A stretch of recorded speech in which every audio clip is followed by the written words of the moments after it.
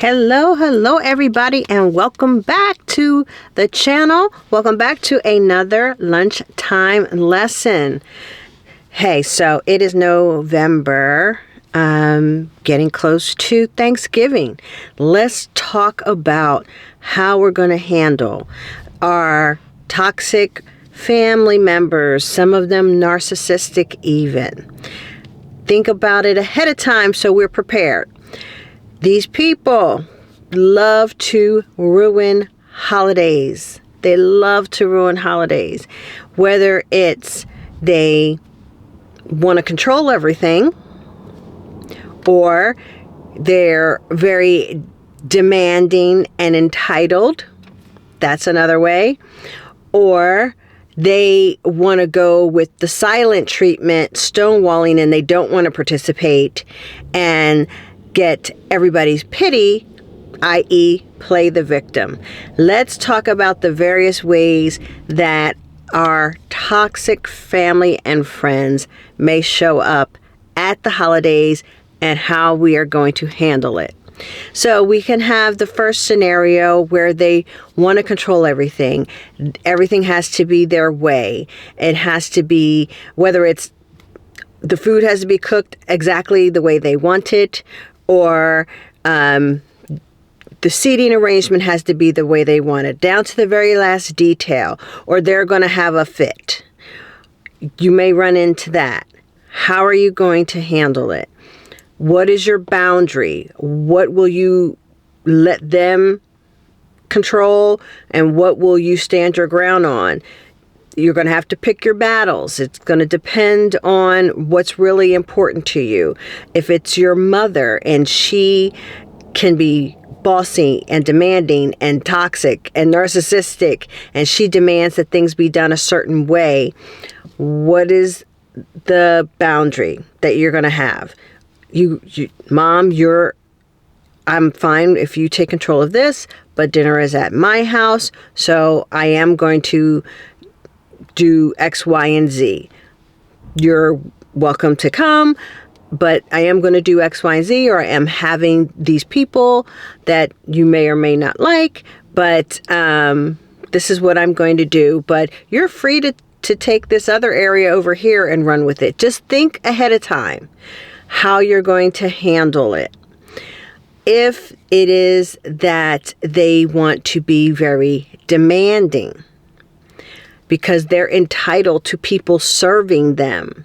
They are entitled in their minds to the last piece of turkey, the last piece of pie. That, again, think about how you are going to handle that. One way that I've done is to kind of make, if it's a situation where they're demanding about, and usually I've had this with narcissistic men in the family. They get the last piece of whatever. Or they have to, see that they get all that they want before the kids can eat. Any of that kind of, twisted narcissistic behavior. Fix them a plate, and maybe a second plate, the leftover plate. Fix it ahead of time and set it aside, if possible. And that has worked because, when you tell them that, oh, you know what, I went ahead and I got your plate ready first, that makes them feel special, strokes their ego, and then you kind of have already portioned out what they're going to have, and they don't have to worry about, keeping track of how much everybody else is eating and what's left for them, because you've taken care of them in the beginning. And then if you've got the third scenario that I've seen, where they kind of are aloof and not really talking to the rest of the family. Maybe they're upstairs the whole time, and it gets everybody asking, oh, well, how are they doing? They okay? Is everything all right? And then they want to play the victim card thing. Again, some thought as to how, oh yeah, they're fine. They just,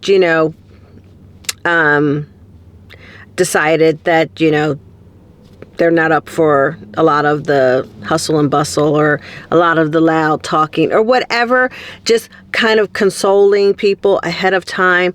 Hey, just want to let you know they're not feeling up to par, so they're not going to be down with the family. If you kind of let people know ahead of time, it kind of prevents the whole, oh my gosh, how are they? Are you okay? Are they all right? And the whole victim, I need attention thing. So those are some of the things that I have run into with family. And you don't want them to blow up your holiday. They love to blow up holidays, either by having you upset because they're being bossy and they're being demanding and they're being entitled, or, having the whole holiday derailed with everybody's attention on them because, oh, they're not feeling well. Oh, that, whatever they want people to feel sorry for them about, that they can tell their woes to. Those would be the main things that I have seen. Oh, there is another one. The other issue that you might run into, which may or may not bother you.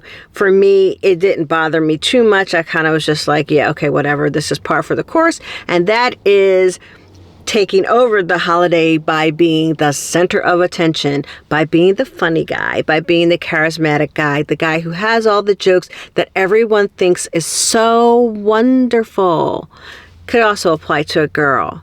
But, that is also another move because they care about what people think. They really care about what people think. So if they're not the victim, they may go on the other end of the spectrum and they are the greatest guy or gal. How could you ever not be happy with this wonderful person that's in your life? So again, that one, you may let it slide, pick your battles, like, okay, whatever, have your 10-minute monologue where everybody thinks you're funny or everybody thinks you're witty or, tell your story for 10 minutes about what happened to you at work. Okay, whatever. Get it out of your system. Let everybody think you're great. That you may decide that you don't need to actually do anything about. Just let it be. But the other 3 scenarios, you might want to think ahead of time about how you're going to handle those. So just some tips for the upcoming holidays, Thanksgiving, Christmas, all that good stuff.